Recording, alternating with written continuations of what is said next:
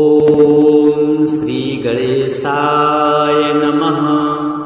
श्री विष्णु अष्टोत्तर शतनाम स्तोत्रम्। ध्यानम् सशंख चक्रं सकिरीटकुण्डलम् सपीतवस्त्रं सरसीरुहेक्षणम् सहारवक्षः स्थलकौस्तुभं श्रियं नमामि विष्णुं शिरसा चतुर्भुजम्। अष्टोत्तरशतं नाम्नां विष्णोरतुलतेजसः यस्य श्रवणमात्रेण नरो नारायणो भवेत्। विष्णुर्जिष्णुर्वषट्कारो देवदेवो वृषाकपिः दामोदरो दीनबन्धुः आदिदेवोदितेः सुतः पुण्डरीकः परानन्दः परमात्मा परात्परः परसुधारी विश्वात्मा कृष्णः कलिमलापः कौस्तुभोद्भासितो रसको नरो नारायणो हरिः हरो हरप्रियः स्वामी वैकुण्ठो विश्रुतो मुखः ऋषिकेशो प्रमेयात्मा वराहो धरणीधरः वामनो वेदवक्ता च वासुदेवः सनातनः रामो विरामो विरतो रावणारी रमापतिः वैकुण्ठवासी वसुमान् धनदो धरणीधरः धर्मेशो धरणीनाथो ध्येयो धर्मव्रताम्बरः सहस्रशीर्षा पुरुषः सहस्राक्षः सहस्रपात् सर्वगः सर्ववित् सर्व शरण्यः साधुवल्लभः कौसल्यानन्दनः श्रीमान् रक्षः कुलविनाशकः जगत्कर्ता जगद्धर्ता जगज्जेता जनार्तिः जानकी वल्लभो देवो जयरूपो जलेश्वरः क्षीराब्धिवासी क्षीराब्धितनया वल्लभस्तथा शेषशायी पन्नगारी वाहनो विष्टरस्रवाः माधवो मथुरानाथो मोहदो मोहनाशनः दैत्यारिः पुण्डरीकाक्षो यच्युतो मधुसूदनः सोमः सूर्याग्निनयनो नृसिंहो भक्तवत्सलः नित्यो निरामयः शुद्धो नरदेवो जगत्प्रभु हयग्रीवो जितरिपुः इन्द्रो रुक्मिणीपतिः सर्वदेवमया श्रीशः सर्वाधारा सनातनः सौम्या सौम्यप्रदा सृष्टा विश्वक्सेनो जनार्दनः यशोदातनयो योगी योगशास्त्रपरायणः रुद्रात्मको रुद्रमूर्ति राघवो मधुसूदनः इति ते कथितं दिव्यं नाम्नामष्टोत्तरं शतं सर्वपापहरं पुण्यं विष्णोर्मिततेजसः दुःखदारिद्र्य दौर्भाग्य नाशनं सुखवर्धनं सर्वसम्पत्करं सौम्यं महापातकनाशनं प्रातरुत्थाय विप्रेन्द्र पठेदेकाग्रमानसः तस्य नश्यन्ति विपदां राशयः सिद्धिमाप्नुयात्। श्री विष्णु देवार्पणमस्तु। अष्टोत्तरशतं नाम्नां विष्णोरतुलतेजसः यस्य श्रवणमात्रेण नरो नारायणो भवेत्। विष्णुर्जिष्णुर्वषट्कारो देवदेवो वृषाकपिः दामोदरो दीनबन्धुः आदिदेवोदितेः सुतः पुण्डरीकः परानन्दः परमात्मा परात्परः परसुधारी विश्वात्मा कृष्णः कलिमलापः कौस्तुभोद्भासितो रसको नरो नारायणो हरिः हरो हरप्रियः स्वामी वैकुण्ठो विश्रुतो मुखः ऋषिकेशो प्रमेयात्मा वराहो धरणीधरः वामनो वेदवक्ता च वासुदेवः सनातनः रामो विरतो रावणारी रमापतिः वैकुण्ठवासी वसुमान् धनदो धरणीधरः धर्मेशो धरणीनाथो ध्येयो धर्मव्रताम्बरः सहस्रशीर्षा पुरुषः सहस्राक्षः सहस्रपात् सर्वगः सर्ववित् सर्व शरण्यः साधुवल्लभः कौसल्यानन्दनः श्रीमान् रक्षकुलविनाशकः जगत्कर्ता जगद्धर्ता जगज्जेता जनार्तिः जानकी वल्लभो देवो जयरूपो जलेश्वरः क्षीराब्धिवासी क्षीराब्धितनया वल्लभस्तथा शेषशायी पन्नगारी वाहनो विष्टरस्रवाः माधवो मथुरानाथो मोहदो मोहनाशनः दैत्यारिः पुण्डरीकाक्षो यच्युतो मधुसूदनः सोमः सूर्याग्निनयनो नृसिंहो भक्तवत्सलः नित्यो निरामयः शुद्धो नरदेवो जगत्प्रभु हयग्रीवो जितरिपु इन्द्रो रुक्मिणीपतिः सर्वदेवमया श्रीशः सर्वाधारा सनातनः सौम्या सौम्यप्रदा सृष्टा विश्वक्सेनो जनार्दनः यशोदात्तनयो योगी योगशास्त्रपरायणः रुद्रात्मको रुद्रमूर्ति राघवो मधुसूदनः इति ते कथितं दिव्यं नाम्नामष्टोत्तरं शतं सर्वपापहरं पुण्यं विष्णोर्मिततेजसः दुःखदारिद्र्य दौर्भाग्यनाशनं सुखवर्धनं सर्वसम्पत्करं सौम्यं महापातकनाशनं प्रातरुत्थाय विप्रेन्द्र पठेदेकाग्रमानसः तस्य नश्यन्ति विपदां राशयः सिद्धिमाप्नुयात् श्रीविष्णुदेवार्पणमस्तु। अष्टोत्तरशतं नाम्नां विष्णोरतुलतेजसः यस्य श्रवणमात्रेण नरो नारायणो भवेत् विष्णुर्जिष्णुर्वषट्कारो देवदेवो वृषाकपिः दामोदरो दीनबन्धुर् आदिदेवोदितेः सुतः पुण्डरीकः परानन्दः परमात्मा परात्परः परसुधारी विश्वात्मा कृष्णः कलिमलापः कौस्तुभोद्भासितो रसको नरो नारायणो हरिः हरो हरप्रियः स्वामी वैकुण्ठो विश्रुतो मुखः ऋषिकेशो प्रमेयात्मा वराहो धरणीधरः वामनो वेदवक्ता च वासुदेवः सनातनः रामो विरतो रावणारी रमापतिः वैकुण्ठवासी वसुमान्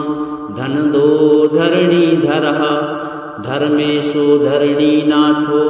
ध्येयो धर्मव्रताम्बरः सहस्रशीर्षा पुरुषः सहस्राक्षः सहस्रपात् सर्वगः सर्ववित् सर्व शरण्यः साधुवल्लभः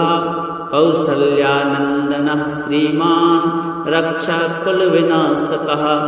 जगत्कर्ता जगद्धर्ता जगज्जेता जनार्तिः जानकी वल्लभो देवो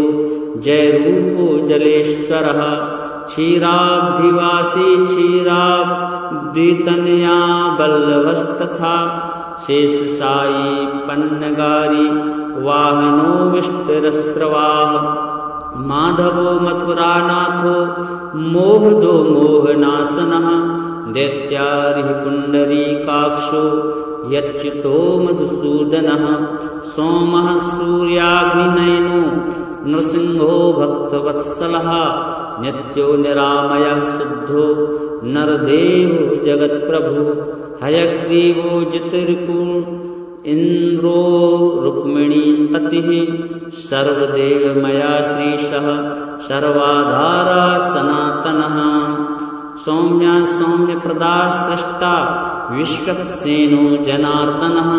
यशोदात्तनयो योगी योगशास्त्रपरायणः रुद्रात्मको रुद्रमूर्ति राघवो मधुसूदनः इति ते कथितं दिव्यं नाम्नामष्टोत्तरं शतं सर्वपापहरं पुण्यं विष्णोर्मिततेजसः दुःखदारिद्र्य दौर्भाग्य नाशनं सुखवर्धनं सर्वसम्पत्करं सौम्यं महापातकनाशनं प्रातरुत्थाय विप्रेन्द्र पठेदेकाग्रमानसः तस्य नश्यन्ति विपदां राशयः सिद्धिमाप्नुयात्। श्रीविष्णुदेवार्पणमस्तु। अष्टोत्तरशतं नाम्नां विष्णोरतुलतेजसः यस्य श्रवणमात्रेण नरो नारायणो भवेत्। विष्णुर्जिष्णुर्वषट्कारो देवदेवो वृषाकपिः दामोदरो दीनबन्धुर् आदिदेवोदितेः सुतः पुण्डरीकः परानन्दः परमात्मा परात्परः परसुधारी विश्वात्मा कृष्णः कलिमलापः कौस्तुभोद्भासितो रसको नरो नारायणो हरिः हरो हरप्रियः स्वामी वैकुण्ठो विश्वतो मुखः ऋषिकेशो प्रमेयात्मा वराहो धरणीधरः वामनो वेदवक्ता च वासुदेवः सनातनः रामो विरतो रावणारी रमापतिः वैकुण्ठवासी वसुमान् धनदो धरणीधरः धर्मेशो धरणीनाथो ध्येयो धर्मव्रताम्बरः सहस्रशीर्षा पुरुषः सहस्राक्षः सहस्रपात् सर्वगः सर्ववित् सर्व शरण्यः साधुवल्लभः कौसल्यानन्दनः श्रीमान् रक्षकुलविनाशकः जगत्कर्ता जगद्धर्ता जगज्जेता जनार्तिः जानकी वल्लभो देवो जयरूपो जलेश्वरः क्षीराब्धिवासी क्षीराब्धितनया वल्लभस्तथा शेषशायी पन्नगारी वाहनो विष्टरस्रवाः माधवो मथुरानाथो मोहदो मोहनाशनः दैत्यारिः पुण्डरीकाक्षो यच्युतो मधुसूदनः सोमः सूर्याग्निनयनो नृसिंहो भक्तवत्सलः नित्यो निरामयः शुद्धो नरदेवो जगत्प्रभु हयग्रीवो जितरिपुः इन्द्रो रुक्मिणीपतिः सर्वदेवमया श्रीशः सर्वाधारा सनातनः सौम्या सौम्यप्रदा सृष्टा विश्वक्सेनो जनार्दनः यशोदात्तनयो योगी योगशास्त्रपरायणः रुद्रात्मको रुद्रमूर्ति राघवो मधुसूदनः इति ते कथितं दिव्यं नाम्नामष्टोत्तरं शतं सर्वपापहरं पुण्यं विष्णोर्मिततेजसः दुःखदारिद्र्य दौर्भाग्य नाशनं सुखवर्धनं सर्वसम्पत्करं सौम्यं महापातकनाशनं प्रातरुत्थाय विप्रेन्द्र पठेदेकाग्रमानसः तस्य नश्यन्ति विपदां राशयः सिद्धिमाप्नुयात्। श्रीविष्णुदेवार्पणमस्तु। अष्टोत्तरशतं नाम्नां विष्णोरतुलतेजसः यस्य श्रवणमात्रेण नरो नारायणो भवेत्। विष्णुर्जिष्णुर्वषट्कारो देवदेवो वृषाकपिः दामोदरो दीनबन्धुः आदिदेवोदितेः सुतः पुण्डरीकः परानन्दः परमात्मा परात्परः परसुधारी विश्वात्मा कृष्णः कलिमलापः कौस्तुभोद्भासितो रसको नरो नारायणो हरिः हरो हरप्रियः स्वामी वैकुण्ठो विश्वतो मुखः ऋषिकेशो प्रमेयात्मा वराहो धरणीधरः वामनो वेदवक्ता च वासुदेवः सनातनः रामो विरामो विरतो रावणारी रमापतिः वैकुण्ठवासी वसुमान् धनदो धरणीधरः धर्मेशो धरणीनाथो ध्येयो धर्मव्रताम्बरः सहस्रशीर्षा पुरुषः सहस्राक्षः सहस्रपात् सर्वगः सर्ववित् सर्व शरण्यः साधुवल्लभः कौसल्यानन्दनः श्रीमान् रक्षाकुलविनाशकः जगत्कर्ता जगद्धर्ता जगज्जेता जनार्तिः जानकी वल्लभो देवो जयरूपो जलेश्वरः क्षीराब्धिवासी क्षीराब्धितनया वल्लभस्तथा शेषशायी पन्नगारी वाहनो विष्टरस्रवाः माधवो मथुरानाथो मोहदो मोहनाशनः दैत्यारिः पुण्डरीकाक्षो यच्युतो मधुसूदनः सोमः सूर्याग्निनयनो नृसिंहो भक्तवत्सलः नित्यो निरामयः शुद्धो नरदेवो जगत्प्रभु हयग्रीवो जितरिपु इन्द्रो रुक्मिणीपतिः सर्वदेवमया श्रीशः सर्वाधारा सनातनः सौम्या सौम्यप्रदा सृष्टा विश्वक्सेनो जनार्दनः यशोदातनयो योगी योगशास्त्रपरायणः रुद्रात्मको रुद्रमूर्ति राघवो मधुसूदनः इति ते कथितं दिव्यं नाम्नामष्टोत्तरं शतं सर्वपापहरं पुण्यं विष्णोर्मिततेजसः दुःखदारिद्र्य दौर्भाग्यनाशनं सुखवर्धनं सर्वसम्पत्करं सौम्यं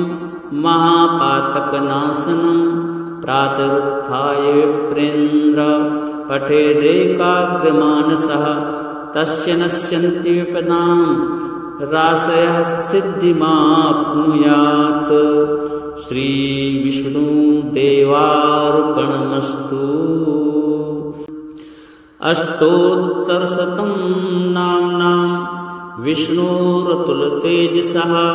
यस्य श्रवणमात्रेण नरो नारायणो भवेत्। विष्णुर्जिष्णुर्वषट्कारो देवदेवो वृषाकपिः दामोदरो दीनबन्धुः आदिदेवोदितेः सुतः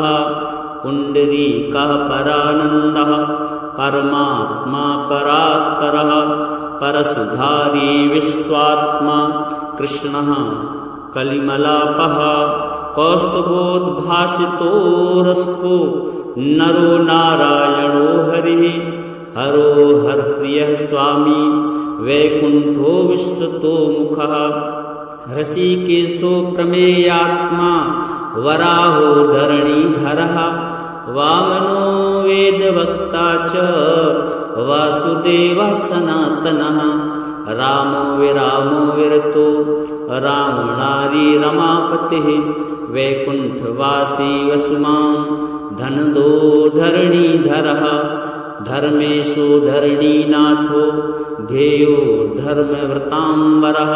सहस्रशीर्षा पुरुषः सहस्राक्षः सहस्रपात् सर्वगः सर्ववित् सर्व शरण्यः साधुवल्लभः कौसल्यानन्दनः श्रीमान् रक्षकुलविनाशकः जगत्कर्ता जगद्धर्ता जगज्जेता जनार्तिः जानकी वल्लभो देवो जय रूपो जलेश्वरः क्षीराब्धिवासी क्षीराब्धितनया वल्लभस्तथा शेषशायी पन्नगारी वाहनो विष्टरस्रवाः माधवो मथुरानाथो मोहदो मोहनाशनः दैत्यारिः पुण्डरीकाक्षो यच्युतो मधुसूदनः सोमः सूर्याग्निनयनो नृसिंहो भक्तवत्सलः नित्यो निरामयः शुद्धो नरदेवो जगत्प्रभु हयग्रीवो जितरिपु इंद्रो रुक्मिणीपतिः सर्वदेवमया श्रीशः सर्वाधारा सनातनः सौम्या सौम्यप्रदा सृष्टा विश्वक्सेनो जनार्दनः यशोदात्तनयो योगी योगशास्त्रपरायणः रुद्रात्मको रुद्रमूर्ति राघवो मधुसूदनः इति ते कथितं दिव्यं नाम्नामष्टोत्तरं शतं सर्वपापहरं पुण्यं विष्णोर्मिततेजसः दुःखदारिद्र्य दौर्भाग्य नाशनं सुखवर्धनं सर्वसम्पत्करं सौम्यं महापातकनाशनं प्रातरुत्थाय विप्रेन्द्र पठेदेकाग्रमानसः तस्य नश्यन्ति विपदां राशयः सिद्धिमाप्नुयात्। श्री विष्णुदेवार्पणमस्तु। अष्टोत्तरशतं नाम्नां विष्णोरतुलतेजसः यस्य श्रवणमात्रेण नरो नारायणो भवेत्। विष्णुर्जिष्णुर्वषट्कारो देवदेवो वृषाकपिः दामोदरो दीनबन्धुर् आदिदेवोदितेः सुतः पुण्डरीकः परानन्दः परमात्मा परात्परः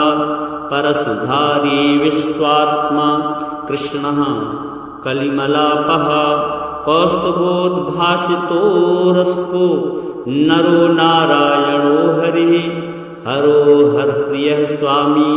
वैकुण्ठो विश्रुतो मुखः ऋषिकेशो प्रमेयात्मा वराहो धरणीधरः वामनो वेदवक्ता च वासुदेवः सनातनः रामो विरामो विरतो रावणारी रमापतिः वैकुण्ठवासी वसुमान् धनदो धरणीधरः धर्मेशो धरणीनाथो ध्येयो धर्मव्रतांबरः सहस्रशीर्षा पुरुषः सहस्राक्षः सहस्रपात् सर्वगः सर्ववित् सर्व शरण्यः साधुवल्लभः कौसल्यानन्दनः श्रीमान् रक्षकुलविनाशकः जगत्कर्ता जगद्धर्ता जगज्जेता जनार्तिः जानकी वल्लभो देवो जय रूपो जलेश्वरः क्षीराब्धिवासी क्षीराब्धितनया वल्लभस्तथा शेषशायी पन्नगारी वाहनो विष्टरस्रवाः माधवो मथुरानाथो मोहदो मोहनाशनः दैत्यारिः पुण्डरीकाक्षो यच्युतो मधुसूदनः सोमः सूर्याग्निनयनो नृसिंहो भक्तवत्सलः नित्यो निरामयः शुद्धो नरदेवो जगत्प्रभु हयग्रीवो जितरिपु इंद्रो रुक्मिणीपतिः सर्वदेवमया श्रीशः सर्वाधारा सनातनः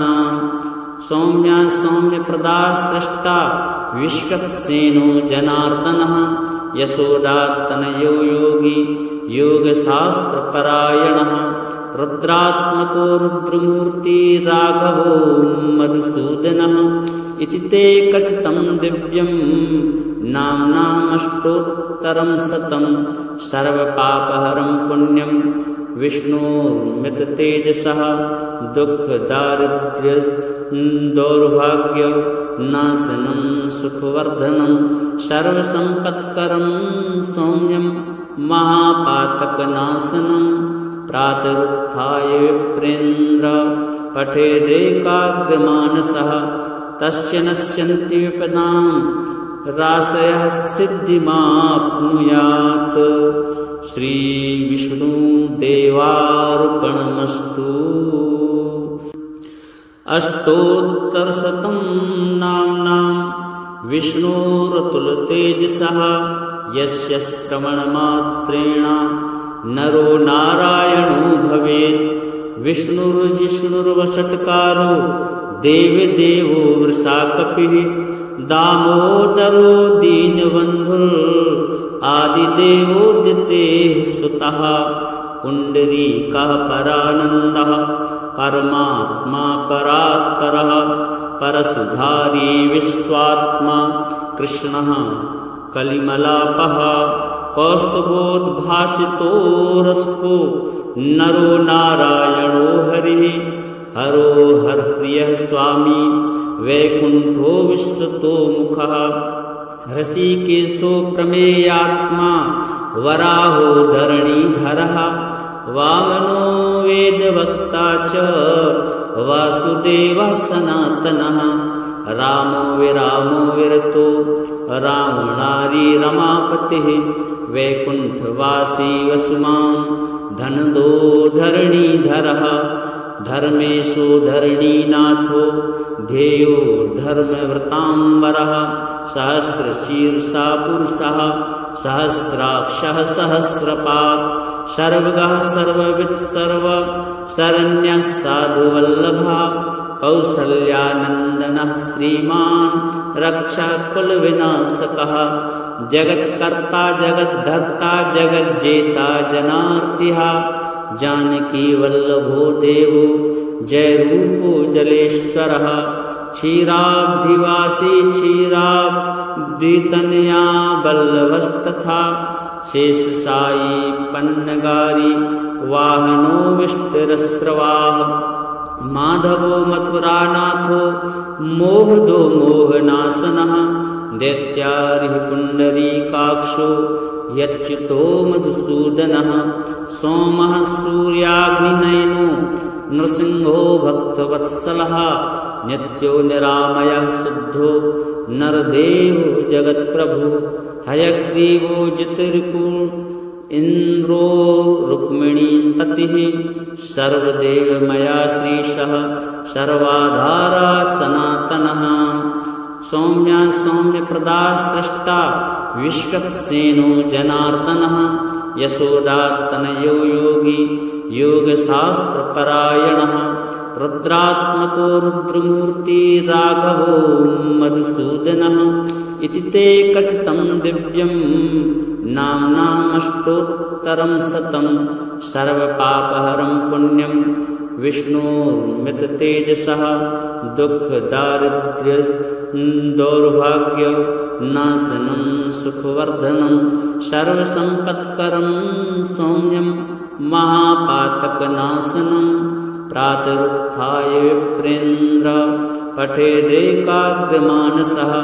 तस्य नश्यन्ति विपदां राशयः सिद्धिमाप्नुयात्। श्रीविष्णुदेवार्पणमस्तु। अष्टोत्तरशतं नाम्नां विष्णोरतुलतेजसः यस्य श्रवणमात्रेण नरो नारायणो भवेत्। विष्णुर्जिष्णुर्वषट्कारो देवदेवो वृषाकपिः दामोदरो दीनबन्धुर् आदिदेवोदितेः सुतः पुण्डरीकः परानन्दः परमात्मा परात्परः परसुधारी विश्वात्मा कृष्णः कलिमलापः कौस्तुभोद्भासितो रसको नरो नारायणो हरिः हरो हरप्रियः स्वामी वैकुण्ठो विश्वतो मुखः ऋषिकेशो प्रमेयात्मा वराहो धरणीधरः वामनो वेदवक्ता च वासुदेवः सनातनः रामो विरतो रावणारी रमापतिः वैकुण्ठवासी वसुमान् धनदो धरणीधरः धर्मेशो धरणीनाथो ध्येयो धर्मव्रताम्बरः सहस्रशीर्षा पुरुषः सहस्राक्षः सहस्रपात् सर्वगः सर्ववित् सर्व शरण्यः साधुवल्लभः कौसल्यानन्दनः श्रीमान् रक्षः कुलविनाशकः जगत्कर्ता जगद्धर्ता जगज्जेता जनार्तिः जानकी वल्लभो देवो जयरूपो जलेश्वरः क्षीराब्धिवासी क्षीराब्धितनया वल्लभस्तथा शेषशायी पन्नगारी वाहनो विष्टरस्रवाः माधवो मथुरानाथो मोहदो मोहनाशनः दैत्यारिः पुण्डरीकाक्षो यच्युतो मधुसूदनः सोमः सूर्याग्निनयनो नृसिंहो भक्तवत्सलः नित्यो निरामयः शुद्धो नरदेवो जगत्प्रभु हयग्रीवो जितरिपु इन्द्रो रुक्मिणीपतिः सर्वदेवमया श्रीशः सर्वाधारा सनातनः सौम्या सौम्यप्रदा सृष्टा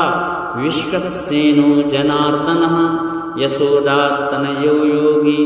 योगशास्त्रपरायणः रुद्रात्मको रुद्रमूर्ति राघवो मधुसूदनः इति ते कथितं दिव्यं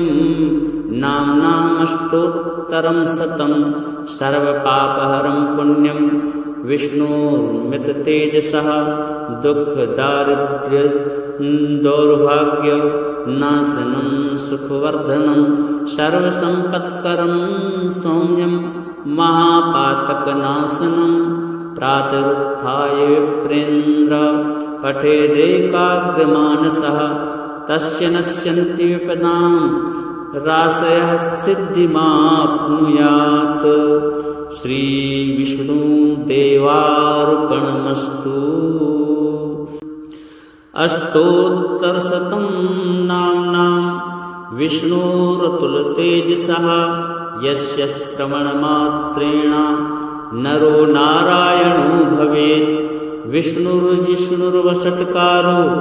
देवदेवो वृषाकपिः दामोदरो दीनबन्धुः आदिदेवोदितेः सुतः पुण्डरीकः परानन्दः परमात्मा परात्परः परसुधारी विश्वात्मा कृष्णः कलिमलापः कौस्तुभोद्भासितो रसको नरो नारायणो हरिः हरो हरप्रियः स्वामी वैकुण्ठो विश्वतो मुखः ऋषिकेशो प्रमेयात्मा वराहो धरणीधरः वामनो वेदवक्ता च वासुदेवः सनातनः रामो विरतो रावणारी रमापतिः वैकुण्ठवासी वसुमान् धनदो धरणीधरः धर्मेशो धरणीनाथो ध्येयो धर्मव्रताम्बरः सहस्रशीर्षा पुरुषः सहस्राक्षः सहस्रपात् सर्वगः सर्ववित् सर्व शरण्यः साधुवल्लभः कौसल्यानन्दनः श्रीमान् रक्षः कुलविनाशकः जगत्कर्ता जगद्धर्ता जगज्जेता जनार्तिः जानकी वल्लभो देवो जय रूपो जलेश्वरः क्षीराब्धिवासी क्षीराब्धितनया वल्लभस्तथा शेषशायी पन्नगारी वाहनो विष्टरस्रवाः माधवो मथुरानाथो मोहदो मोहनाशनः दैत्यारिः पुण्डरीकाक्षो यच्युतो मधुसूदनः सोमः सूर्याग्निनयनो नृसिंहो भक्तवत्सलः नित्यो निरामयः शुद्धो नरदेवो जगत्प्रभु हयग्रीवो जितरिपु इन्द्रो रुक्मिणीपतिः सर्वदेवमया श्रीशः सर्वाधारा सनातनः सौम्या सौम्यप्रदा सृष्टा विश्वक्सेनो जनार्दनः यशोदात्तनयो योगी योगशास्त्रपरायणः रुद्रात्मको रुद्रमूर्ति राघवो मधुसूदनः इति ते कथितं दिव्यं नाम्नामष्टोत्तरं शतं सर्वपापहरं पुण्यं विष्णोर्मिततेजसः दुःखदारिद्र्य दौर्भाग्यनाशनं सुखवर्धनं सर्वसम्पत्करं सौम्यं महापातकनाशनं प्रातरुत्थाय विप्रेन्द्र पठेदेकाग्रमानसः तस्य नश्यन्ति विपदां राशयः सिद्धिमाप्नुयात्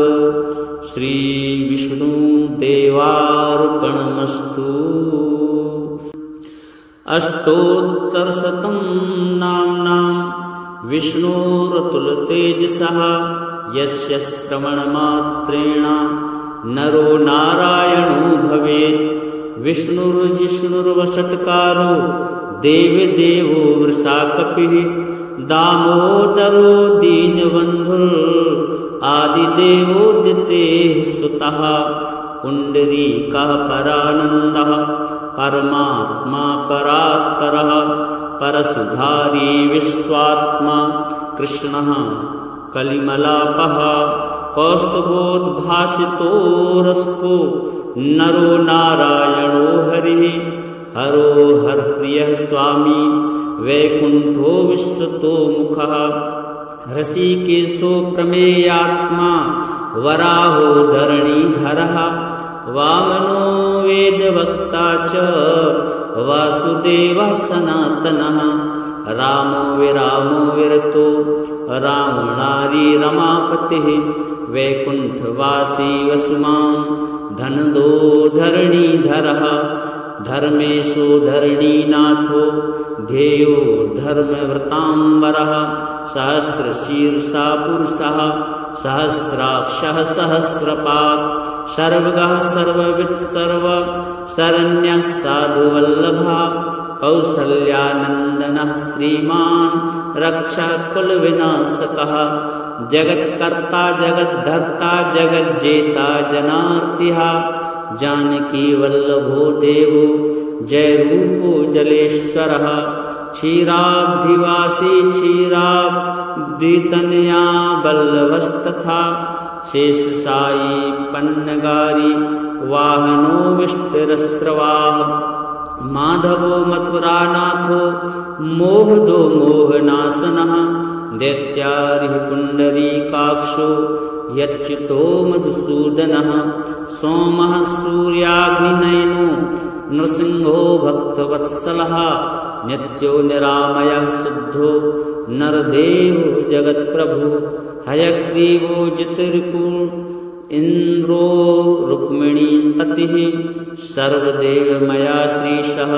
सर्वाधारा सनातनः